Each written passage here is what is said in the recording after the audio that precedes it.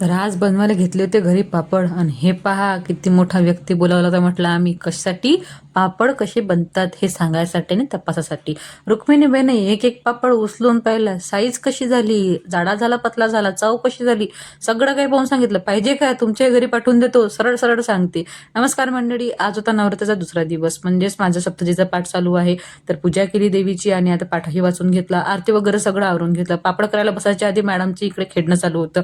आम्ही आमच्या बाथटबचा वापर असा करतो, तुम्ही जे करता चुकीच्या पद्धतीनं करता, असा करून बा मजा येते.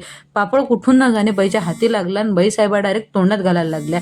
तोंडात तर घातलंच, बाईला सवय समजली, तेच मागत जाय. इकडे आता मी पापड लाटत होतो, पण आजकाल प्रॉब्लेम काय होते, कारण रुक्मिणीनं आता पकडून उभी राहायला करते, पण तिला हेल्मेट वगैरे घालून दिलं की ते ठेवतच नाही. मी पापड लाटत होती ना, मला तिने तेव्हाच केलं, पकडून उभी राहिल्याने धपकन पडली. पडल्यानंतर आवाज जोरात आणि तिला डोक्याला लागलं, पण बरंच म्हटलं. इकडे एवढी रडत होती, मला रडताना बाई साहेब श्वास अडकून घेते, लवकर आवाज काढत नाही, जीव घाबरल्यासारखा होतोय. तिथून उठून नेलं आणि तिला थोडंसं पाजलं वगैरे दूध आणि मग झोपी घालायला प्रयत्न केला. किती वेळ पण झोका दिला, बाईचे गाणे चालू होते, म्हटलं पाडण्यात रडणं तर बंद झालं, गाणे चालू झाले होते.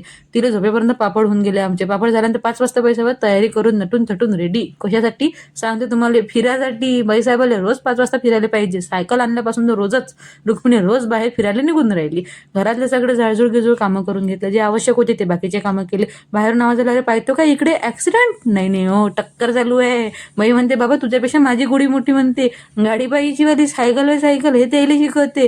गाडीत तर बसली, पण तिनं गाडीत बसून कॅप घालून गाडी कशी चालवायची हे ते बाबाला शिकवलं. सीट बेल्ट नाही लावायचं बाबा, 4 व्हीलर मध्ये कॅप घालायची असते म्हटलं. बाईनं गाडी चालवली मिळाली.